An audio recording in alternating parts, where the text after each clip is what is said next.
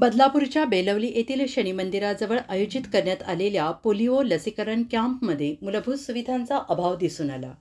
वजन मोजण्यासाठी काटा नाही, ताप आल्यास दिले जाणारे औषध उपलब्ध नाही, असा धक्कादायक प्रकार समोर आला आहे.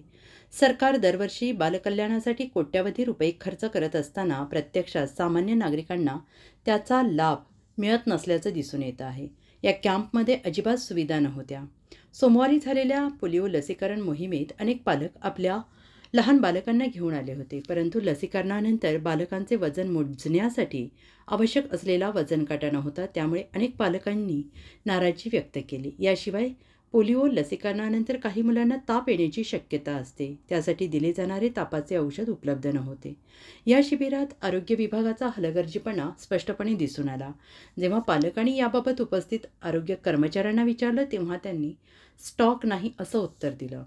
ही अत्यंत गंभीर बाब आहे.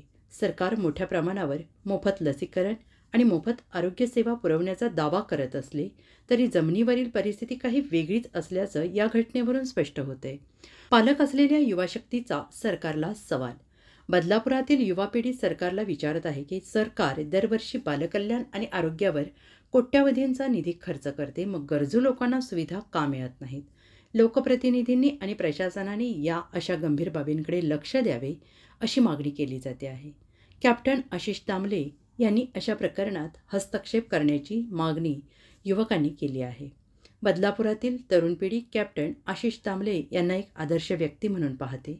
त्यामुळे त्यांनी स्वतः या प्रकरणाची दखल घेऊन या दुर्लक्षाबाबत प्रशासनाला जाब विचारावा अशी मागणी नागरिक सोशल मीडियावरून करत आहेत. लोकांचे सरकारला आवाहन आहे की आरोग्य विभागाने तातडीनं चौकशी करावी, संबंधित अधिकाऱ्यांवर कारवाई करावी, प्रत्येक पोलिओ कॅम्पमध्ये वजनकाटा, औषधे असणे बंधनकारक करावे, आरोग्य सुविधांची पारदर्शकता वाढवून या घटनेमुळे बदलापूरच्या आरोग्य व्यवस्थेवर मोठे प्रश्नचिन्ह उभे राहिले आहे. आता प्रशासन याची दखल घेते का हे पाहणं महत्त्वाचं ठरणार आहे. तुमच्या भागात अशा काही समस्या असल्यास आपले बदलापूरला संपर्क करा.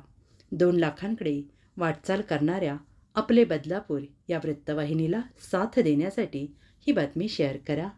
आपले बदलापूर या चॅनेलला लाईक करा, सबस्क्राईब करा, शेअर करा. आपली मतं कमेंट बॉक्समध्ये नक्की कळवा.